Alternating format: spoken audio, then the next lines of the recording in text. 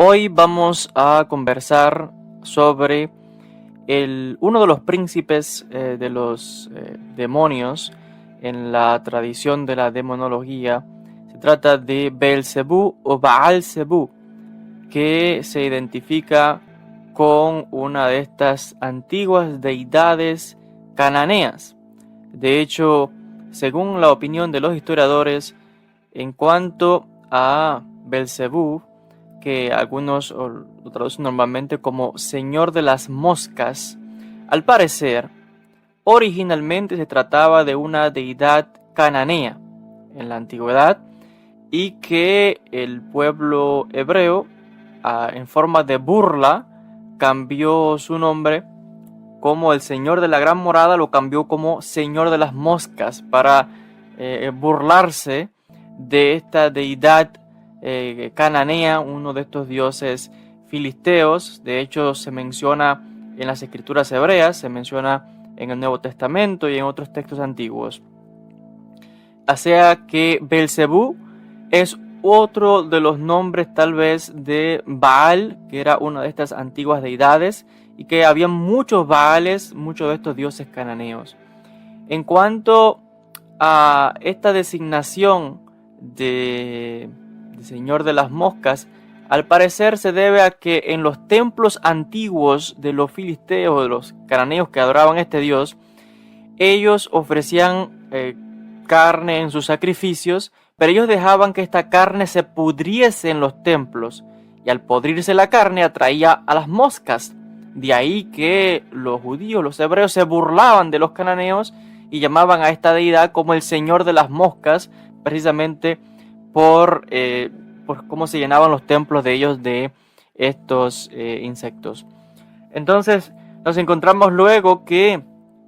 en la literatura cristiana pues va a tener un lugar prominente en cuanto a la designación que van a hacer los líderes de la iglesia en cuanto a la jerarquía de los demonios, y Beelzebú incluso se va a comparar al mismísimo Satanás, al mismísimo Satán. O sea que para muchos cristianos Beelzebú no es más que el mismo Satán, aunque tenemos fuentes antiguas que nos dejan ver que hay una distinción, que Beelzebú parece ser que fue una especie de,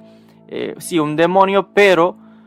Satán es otro ser diferente de acuerdo a otros textos antiguos del mundo cristiano. Sea como sea, es uno de estos príncipes demoníacos que, recordemos, que no fue más que uno de estos antiguos Baales, porque incluso se menciona en el texto de Segunda de Reyes, capítulo 1, verso 2, y del 3 al 4, porque tenemos el texto de uno de estos antiguos reyes de Israel, el rey Ocosías, que en una ocasión se encontraba herido de muerte y envió mensajeros para que fuesen al templo de Beelzebú o de Baal-Zebú, que era el dios filisteo de la ciudad de Ecrón, para preguntar si él se iba a recuperar de su malestar, de su herida, de su enfermedad. Y entonces resulta ser de que envían mensajeros y el profeta Elías condena a Ocosías por esta acción y dice: ¿acaso no hay Dios en Israel que tú tengas que ir a inquirir sobre esta deidad? Esto es lo que ha dicho Dios: vas a permanecer en cama y no vas a recuperarte, sino que vas a morir. Y así se cumplió esta profecía de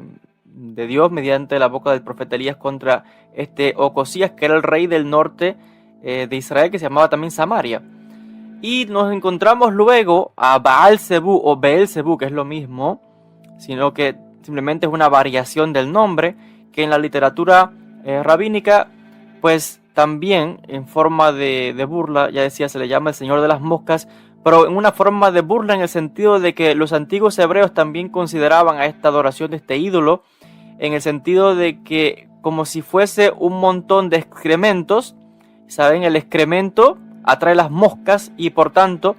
consideraban a este dios cananeo, a este Baal, Beelzebú, lo consideraban como un montón de excremento, y a los seguidores que adoraban a este dios como las moscas que se posaban sobre ese excremento, y así se burlaban de esta antigua deidad cananea.